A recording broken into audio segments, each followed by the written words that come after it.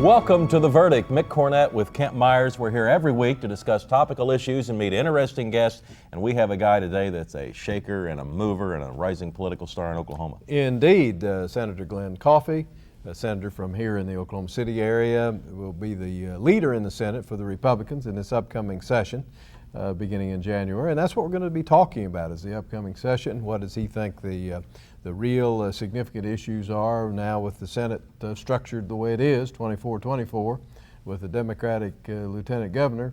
How is that going to change the agenda, if at all?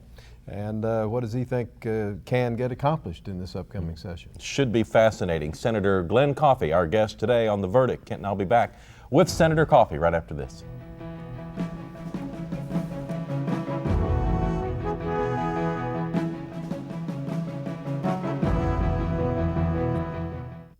At Chesapeake Energy, here's a few of our favorite Hornets.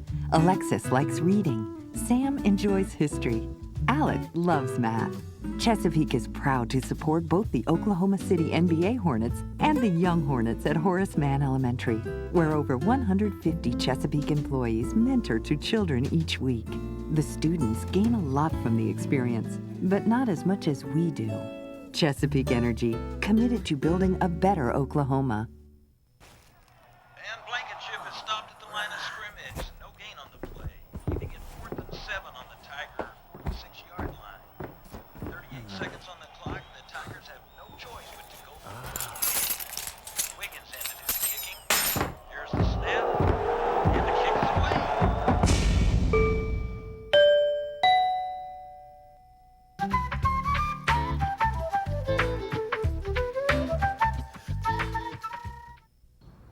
Hello? Anybody home? Hi. Digital Max, welcome to the neighborhood. Hello, kid. Whoa, I haven't seen a digital tangle like that since... Yeah. You need Cox Connections. With one connection, you get the whole digital enchilada. Kind of like this. Wow. What are you waiting for? Get one connection to all your digital services from Cox. I think I pulled something. Your friend in the digital age. 1 in 4 women will be a victim of domestic or sexual violence in their lifetime. That's too many. That's why we want you to know that if you or someone you know is suffering at the hands of an abuser, there is help. Call the Oklahoma Safe Line at 1-800-522-SAFE for access to state and local resources that can truly make a difference. Call anonymously, call toll-free, call today, because domestic violence is not a game. It's life or death.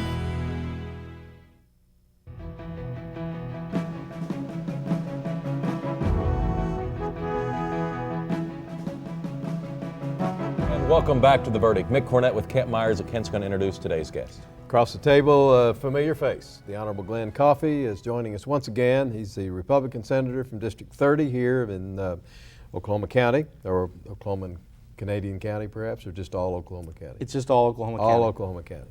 He did his undergraduate work at Northeastern State University where he was the outstanding senior. He did his law work at the University of Oklahoma. He's been a businessman and an attorney, as well as representing his district well in the Senate. He's occupied the top Republican position in the Senate as floor leader, and he's back for another visit with us on The Verdict. Thanks for coming. Thanks for having me. I'll remind people what I think most of them already know. The Senate is split, 24 Democrats, 24 Republicans, with a Democratic lieutenant governor who's supposedly supposed to make tie votes. You're the head of the Republican senators. So that kind of gets us to where we are today. Absolutely. Is it congratulations or condolences? Now, what happens now? Well, I am extremely proud of the night we had, election night, when Republicans obviously had a tough night across the country. There were only 2 legislative chambers in the entire country that made Republican gains. One was in Montana, and the other was the Oklahoma State Senate. Really? Yes. Well, that should make you feel proud. So given the environment, we're extremely proud, and clearly that starts with great candidates, and we had 2 that were successful, and we had several more that I think were great candidates and came close, but we appreciate their role in the process. So where are you now? I mean, this time between November 7th and the time it starts, I assume you had pondered this situation, but you don't spend all your time focusing on it until it happens. Well, now it's happened. Well, that's exactly right. I knew that it was going to be so close given the environment and just given the makeup of where the races were that we didn't spend a lot of time measuring the drapes.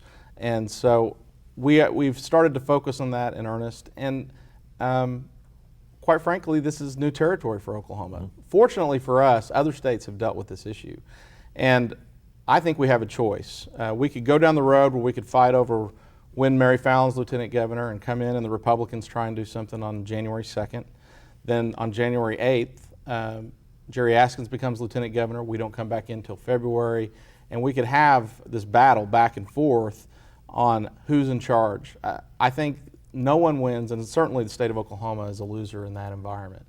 And so Mike Morgan and I have to sit down, and we're doing that, trying to come to an agreement on what this arrangement looks like, because we have to work together to move the state forward, and that's going to be some type of bipartisan agreement to work the Senate. And the Senate's proud of that tradition, and I hope we continue it. I thought it was terrific. I saw the picture not long after the election with the tape down the middle of the President Pro Tem's office, I guess. Right, that's correct. With you on one side and Mike on the other. I thought that was good. I thought that showed some civility, some humor, and I think that portends good things for the Senate's operation, that you guys get along. I mean, you don't always agree, of course. But, and nobody demands that. But to get along in a civil fashion and to inject a little humor, I think shows good things that are in the offing for the Senate. Thank you. I hope that we continue that. What are you, looking back on election night in the Senate in Oklahoma, what is the outstanding race as far as you're concerned? Well, I tell you, Anthony Sykes did a great job. It's hard to pick one, but Anthony and Brian Bingman both did a great job. Bingman is an incumbent House member, now will be a senator, ran for Ted Fisher's open Senate seat.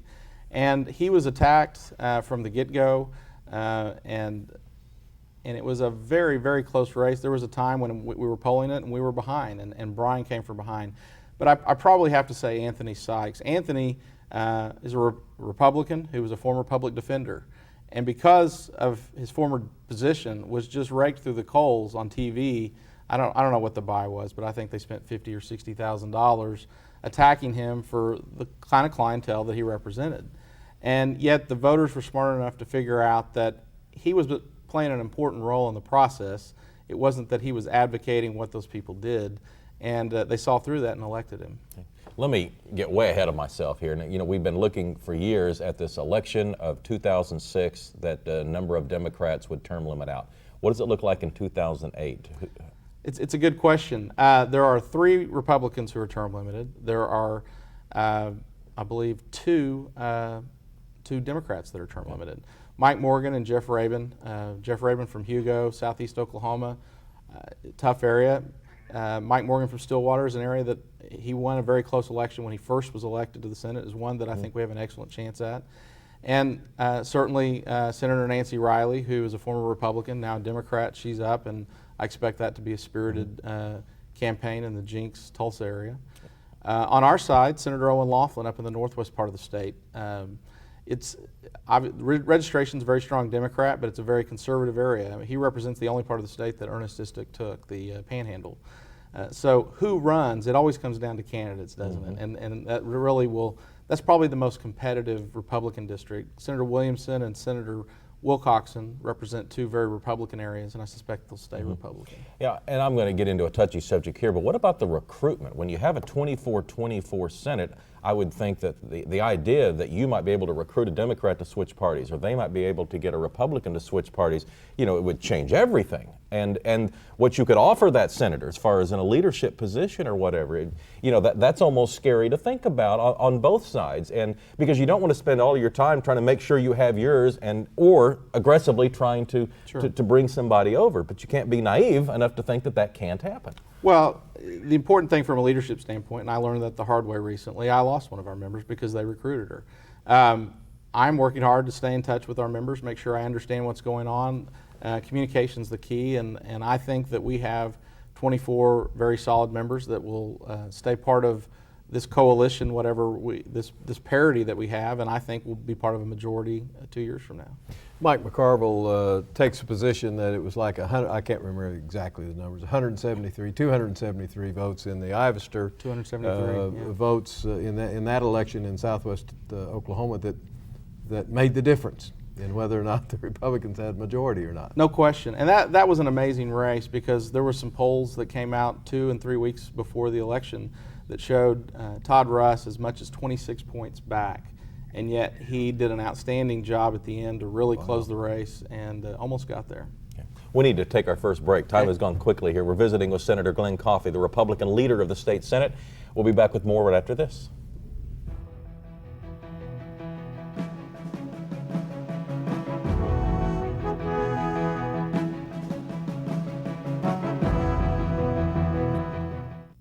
The Journal-Record is pleased to be a sponsor of the verdict. The Journal-Record, since 1903, the best source of Oklahoma business news and legal information. Shining is taking responsibility. At Blue Cross and Blue Shield of Oklahoma, we know managing your health care can be overwhelming, and it's our job to help you meet the challenge. By guiding, supporting, and showing the way, we encourage you to gain control.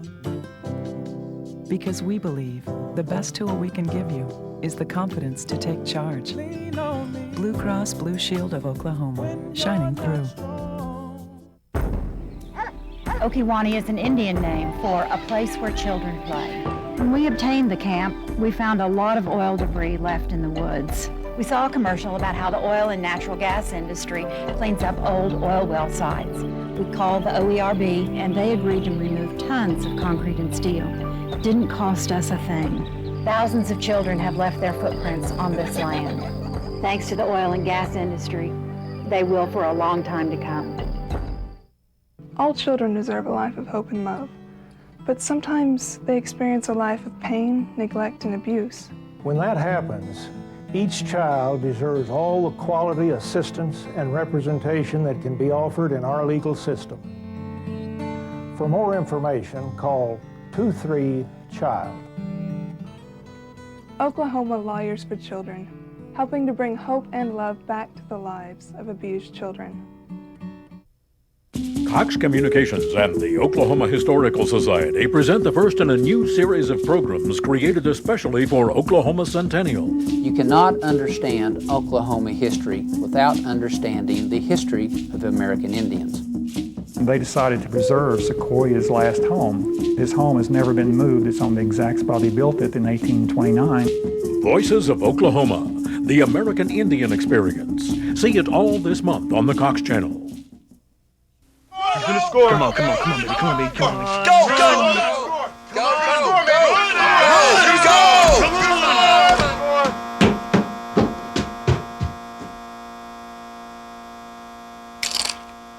Satellite go out again? Yeah, rain. But this is just as fun. Don't live in satellite denial. Get the reliability you expect from Cox, your friend in the digital age.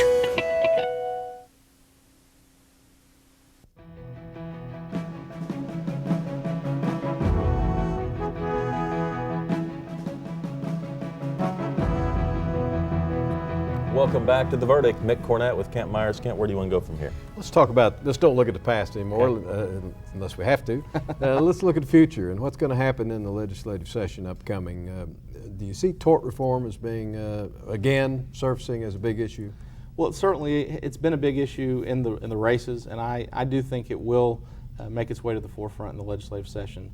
How much we get done on that issue, really, in all these issues we're about to talk about, depend on how successful we are in putting a framework together to focus on issues as opposed to politics. And well, in tort reform, let's focus in on that just a minute. Can you name a couple of the things that you'd most like to see happen that because there's been some tort reform done in the past. Correct. But this is adding on to that. Sure. What are the couple of major things you'd like to see happen? Well, I think the issues that come to the forefront, joint and several liability is one that continually makes its way to the forefront, is one that people would like to see addressed. One of the more controversial issues, but very important, especially in the medical community, seems to be the caps issue, and whether we put a caps on non-economic damages. Certainly there are others. Class action is an issue that I think a lot of us would argue that there has been significant abuse when you talk about the Jiffy Lube type case where people don't really get rewards except in coupons, and it turns out they can't even use them. But then there are and the lawyers get rich. Yeah, that's the argument. They get paid in cash, not coupons. But that's a complicated issue when you take into the issue of the royalty owners, which is Western Oklahoma, that becomes a pretty divisive issue out there for people. What about tax relief? Is there room to lower the state income tax even further than it's been lowered? I think so. I think that we have to go about things responsibly, obviously, but government is still growing at a dramatic rate, and even though energy prices are down, we see other sectors of the economy still doing very well. And so I think that one of the impediments to growth in our state is the income tax. Even the World Bank, not exactly a stalwart conservative organization, just said today, I believe, that or recently, that a simple form of taxation helps promote economic development. If you look at states, nation states like Ireland and other places that essentially become a fair tax type system where you don't focus on income and other forms like that, you really help promote growth. We've got to find out what it's going to take to help bolster Oklahoma's economy and do that. Mm-hmm. Is revenue up for this fiscal year? It is. I don't have the exact numbers, but yes, it is.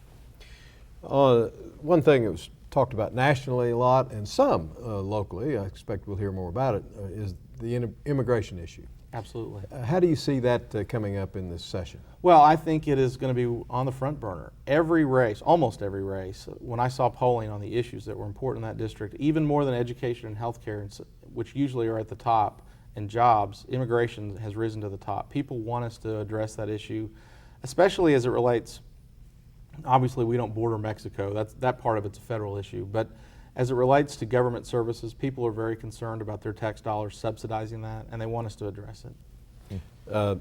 Is the tax dollars subsidizing it now?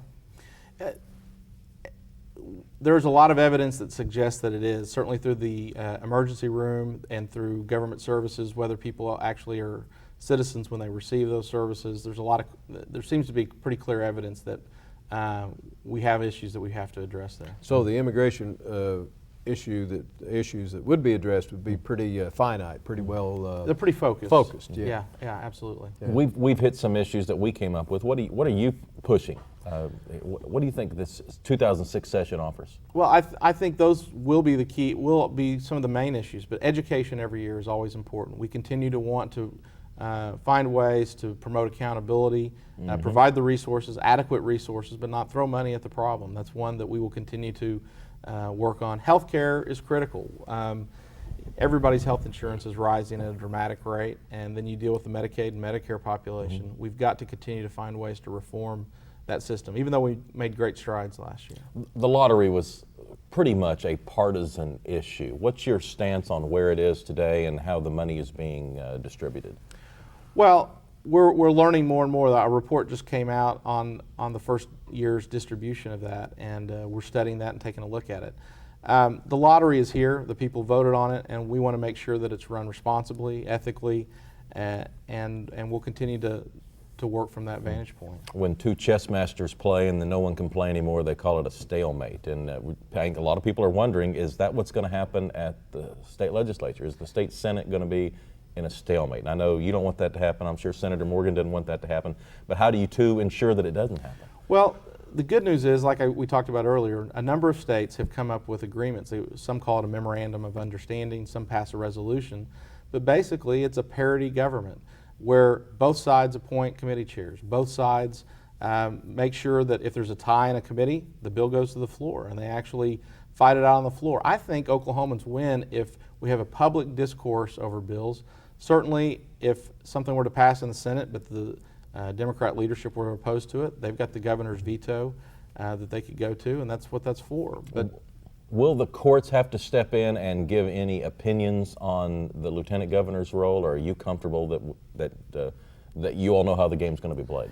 Well, I don't think we know all the moves and the pieces on the board right now, but I do feel comfortable that Mike Morgan and I have never had a crossword. Now, that doesn't mean we haven't disagreed. We've disagreed significantly, but I think he's a reasonable person, and I know that he wants to move Oklahoma forward, and I think we can sit down, and if we're responsible, both our caucuses can come to an agreement so that we don't have to have those kind of issues.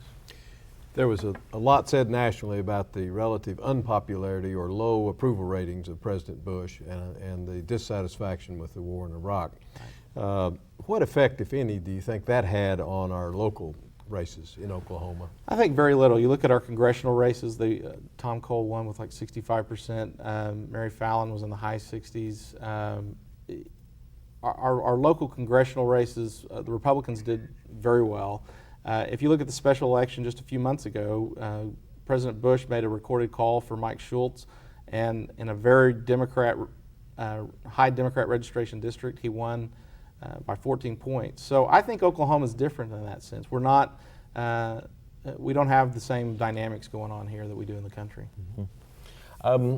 What do you look forward to this session? What do you personally hope to get accomplished for the state Senate on the Republican side? Well, I think at the end of the day, it's a great question, and it's critical for all 48 of us in the Senate to focus on how can we move the ball forward? How can we make Oklahoma better through education, through health care, lawsuit reform, whatever the issue is. I hope that we will focus on making Oklahoma a better state. If all 48 of us do that, I think we can have a successful year, and we can show that Washington, D.C.'s polarizing politics aren't prevalent here in Oklahoma and that we're different. Well, it's going to be interesting, and a lot of people are anxiously watching how the state Senate unfolds. Senator Coffey, thank you so much for coming on The Verdict once again. Appreciate it. Senator Glenn Coffey, the state Senate Republican leader. Kent and I'll be back right after this.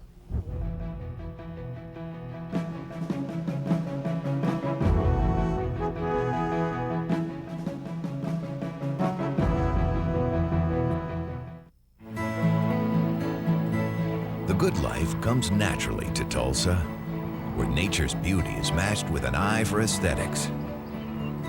A legacy of neighborhoods graced with lawns and landscaping and handsome homes. A place that seems to have patented an ideal lifestyle.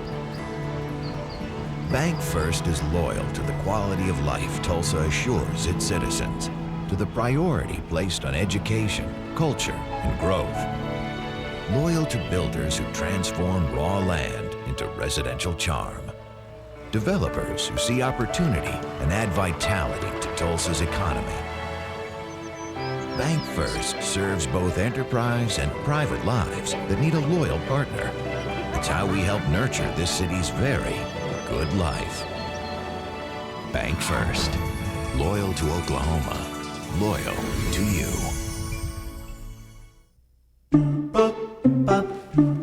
Oh, hi. I know you guys said I'd save with Cox Digital Telephone. Well, my bill came and... Could this be right? You may be surprised how much you save with Cox Digital Telephone. That's why over 1.5 million people have switched. So this really is a total. Lovely. Because I think I found a good use for the savings. With Cox, there's no waiting for the other shoe to drop. The only surprise is there's no surprise at all.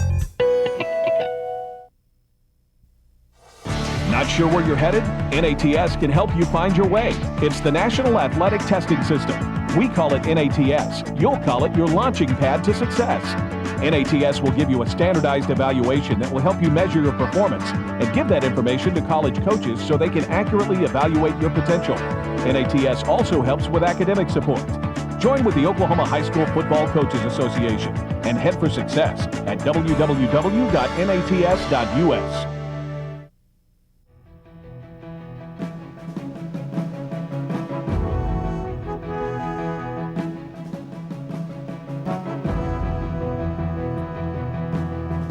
Welcome back to The Verdict. Mick Cornett with Kent Myers wrapping up our show. We visited with State Senator Glenn Coffey. Always a good guest, does a fine job out in the Senate, is well respected on both sides of the aisle, and obviously knows what's going on being in the top leadership position that he's in. Going to be fascinating, I think, and we were visiting about it, some on camera and some off, about what's going to happen on just selecting the president pro tem. We really have two choices. They reach an agreement about whether it's going to be Mike Morgan or Glenn Coffey, or on the other hand, they enter into a contract between the parties saying we're going to divide our responsibilities this way, and all parties sign on to it, and then we're governed by contract. But isn't it a state Supreme Court's job to sometimes come in and interpret what the people who founded our state constitution meant? Only if asked. and Right. someone would have to bring can an you or I action. ask, or does it have to be somebody with a more official position? I think it's since we're not elected, I don't think, well, you're, but not to the Senate. I don't think we can do it. I think one of them is going to have to do it. Well, it is a fascinating time. Well, and we don't know whether the lieutenant governor, that's the kind of issue the lieutenant governor can break a tie on. It may not be. That's right. We have a good show coming up next week. You know, both Oklahoma City and Tulsa are starting to go through a downtown resurgence, and we have a guest on next week, Paul Corey, who has already refurbished a downtown hotel in Tulsa, the Ambassador, and has just opened one up in Oklahoma City. So we're going to be able to ask him about this revitalization that we're seeing in Tulsa with the arena under construction, and Oklahoma City, which may be a little bit farther along. But Paul Corey is a perfect person to sit down and talk about what it takes to rebuild a downtown. Well, he really is, and he's done it both places, or is in the process of doing it both places. He has, of course, in Oklahoma City done the Colcord Hotel, which is what we're going to be talking about. In Tulsa, the Ambassador Hotel, kind of boutique, upscale hotels, and we're going to be looking at some pictures of the Colcord Hotel, as a matter of fact, and finding out how that's going to fit into the scheme with the Skirvin opening when? February. In February. We're going to have some new hotels coming into downtown Oklahoma City. Should be a good show. Again, that is next week, and I invite you in the meantime to go to our website, theverdict.tv. Tell us about a show you'd like to see on The Verdict. For Kent Myers, I'm Mick Cornett. We'll see you next time on The Verdict.